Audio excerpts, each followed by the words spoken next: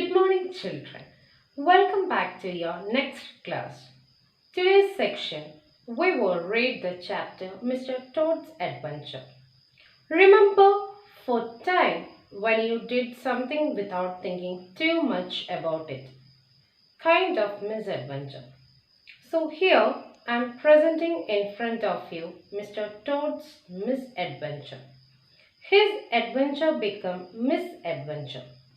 Children, it's small portion which is given to you in your syllabus. It has been taken from the novel called The Wind in the Willows. And now I'm going to tell you about little bit about the author. The writer is Kenneth Gray. He was born in Scotland, so that we can call him Scottish writer. He spent most of his childhood living with his siblings and his grandmother. He wrote various essays and children's stories. His stories for children capture the essence of childhood, the golden age, and its sequel, Dream Days, are some of his other published works. Mr. Toad's Adventure is an excerpt adapted from The Wind in the Willows, published in 1908. This story revolves around the adventures of four characters: Rat, Mole, Badger, and Mr. Toad of Toad Hall. Greatmen used to make up these fantastical bedtime stories for his son during his lifetime. Greatmen wanted to wander here and there. This can also be seen in the story as Mr. Toad has the greatest desire of having adventures here and there. Let's move on to the text now. One bright summer morning, Mr. Toad was walking briskly along the high road. He strode along till he reached a little town. He was exceedingly hungry after his long walk, so he marched into an inn, ordered the best luncheon, and sat down to eat it in the coffee room. What happened? One summer morning, he was on his walk. He was going on a highway road. He reached a little town. After his long walk, he was extremely hungry. So he moved into an inn. Inn means a restaurant, and ordered for a midday meal and sat down to eat it in the coffee room. He was about halfway through his meal when a familiar sound approaching down the street made him start and fall a trembling all over. The poop drew nearer and nearer. The car could be heard turning into the inn yard and coming to a stop. The party entered the coffee room, hungry, talkative, and in all praise of the car that had brought them along so well. Mr. Todd was all ears. He listened eagerly to their conversation for a time, but at last he could stand it no longer and slipped out of the room quietly. As soon as he got outside, he cantered round quietly to the inn yard.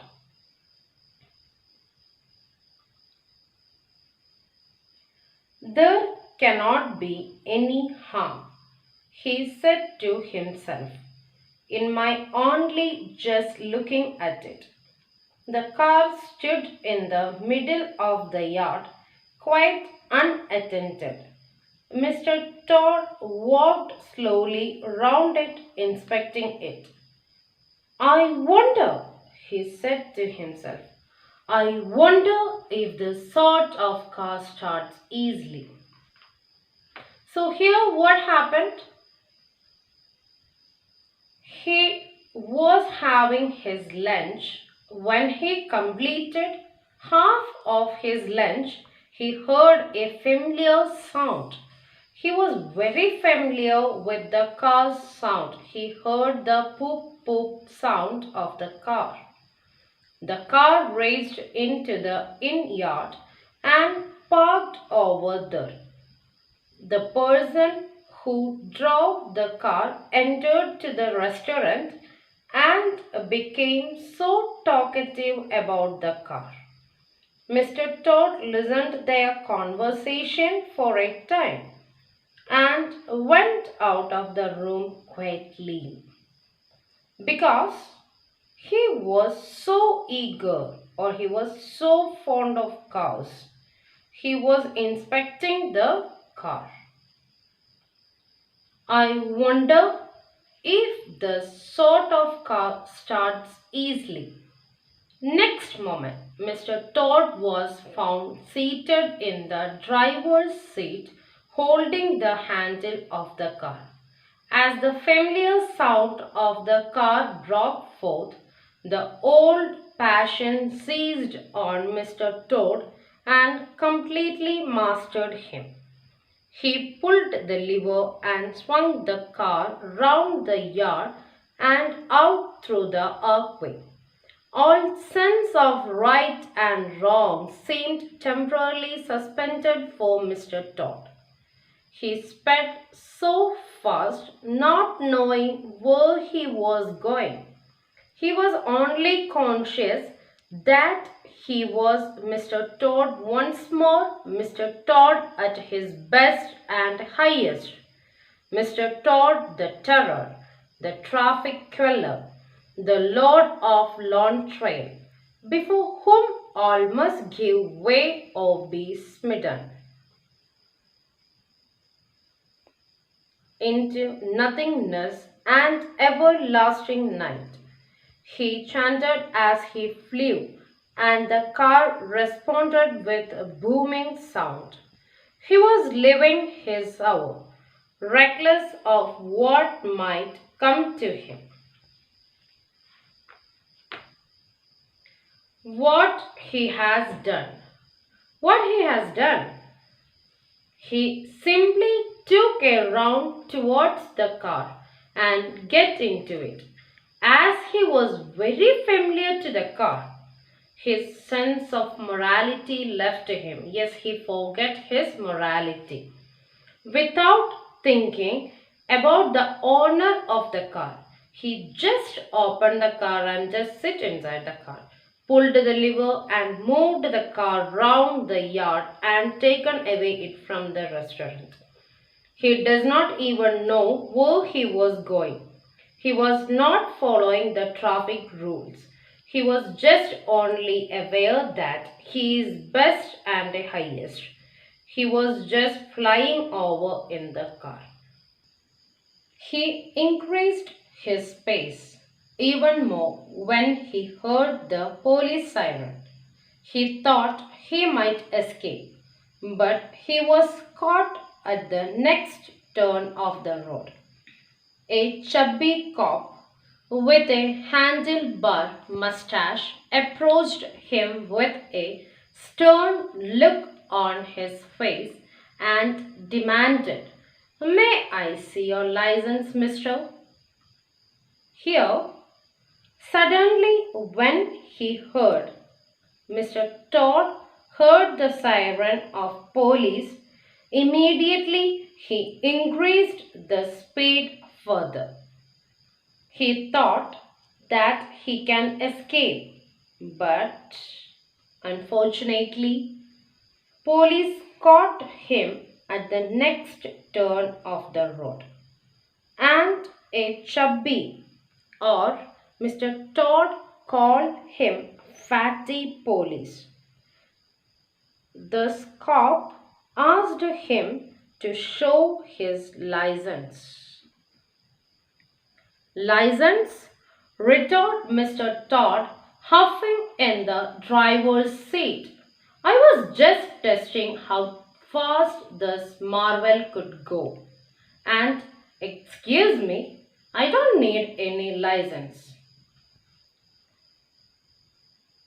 So here we can see Toad was arrogant to the traffic police that he did not need any license, and also he lied that he was just testing the speed limit of the car.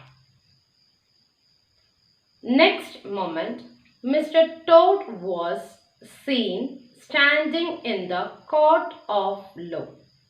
He was found guilty of stealing a car, driving dangerously, and cheating the police. Mr. Clerk, will you tell us what is the very stiffest penalty for such kind of offence? Asked the chairman. The clerk scratched his nose with his pen. The next moment, the police caught him and he was taken to the court.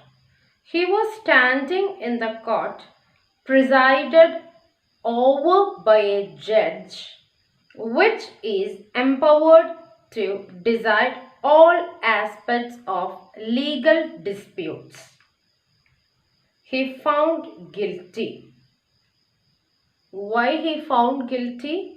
It's because he committed 3 mistakes. What are the 3 mistakes done by Mr. Todd? 1. Stealing a car. 2. Driving dangerously. 3. Disrespecting or cheating the police. So these are the 3 severe crimes Mr. Todd has done. Therefore, chairman asked the clerk to give very hard punishment for such kind of hatred reaction. The clerk scratched his nose with his pen, so people would consider he observed that stealing the motor car was the worst offence, and so it is. But driving dangerously and cheating the police undoubtedly carry the severest penalty, and so they ought. Supposing you were to say 12 months for the theft, which is mild, and for years for furious driving, which is lenient, and 15 years for the cheek, which was pretty bad sort of cheek. Those figures, if added together correctly, tot up to 20 years.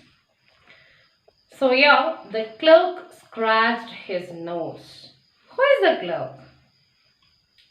Clerk, he was a member of the court of law.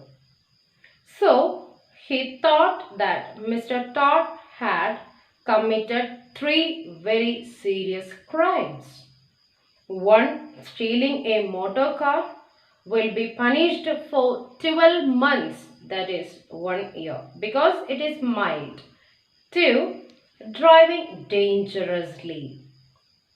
He will be punished for 4 years because it is lenient, not the strict. And the third one, cheating or disrespecting the police. For this, he will be punished for 15 years because it is pretty bad not showing due respect. Though Mr. Todd should get 20 years of imprisonment for these crimes. An excellent suggestion, said the chairman approvingly. Prisoner, it's going to be 20 years for you this time. And mind, if you appear before us again upon any charge whatever, we shall have to deal with you very seriously. Then the brutal minions of the law fell upon the hapless Mr. Toad. They loaded him with chains and dragged him from the courthouse. Mr. Toad shrieked and protested across the marketplace, where the spectators attacked him with carrots and popular catchwords. He passed under the frowning archway of the grim old castle. He passed guardrooms full of grinning soldiers off duty who coughed in a horrid, sarcastic way at him. He passed men at arms in casket of steel, darting threatening looks at him. He passed the thumbscrew room. At last they reached the door of the grimmest dungeon that lay in the heart of the innermost keep. There at last they passed where an ancient jailer sat fingering a bunch of mighty keys. "Odds body Kens," said the sergeant of police, taking off his helmet and wiping his forehead.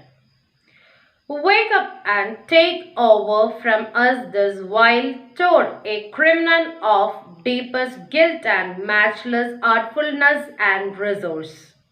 Watch and ward him with all your skill."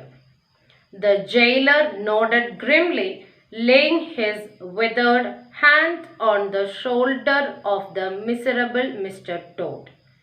The rusty key creaked in the lock, and the great door clanged behind them.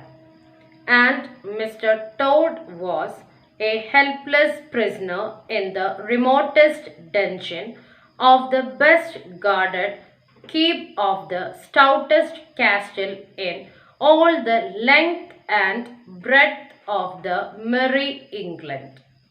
So, hearing the charges on Toad, chairman approved to send him to the jail and warned him not to appear before them again. Toad, he was taken to jail. He was put in chains and dragged through the marketplace, where people attacked him with carrots, and there was screaming like the catchy words, "Kill him," and all that. After he entered the old prison house, he saw soldiers making fun of him and also looking at him threateningly. He went through the thumbscrew room and finally reached the remotest dungeon. Remotest dungeon, it is an underground prison. Here he was handed over to a jailer who put him inside the cell. What happened actually, miserable Mr. Toad soon found in the underground prison in the castle. And the castle was just built so strong that nobody even can escape away from it. Now, scholars, the summary of the chapter is like: The Adventures of Mr. Todd tells the story of Mr. Todd and his animal friends who live a wonderful life in the Todd Hall. Mr. Todd has a passion for speed, driving, and mischief. His slower paced friend, Mole, Rat, and Badger are constantly trying to keep him out of mischief.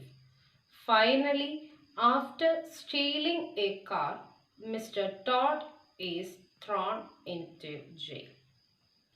I hope you people enjoy this class. Stay safe, stay in.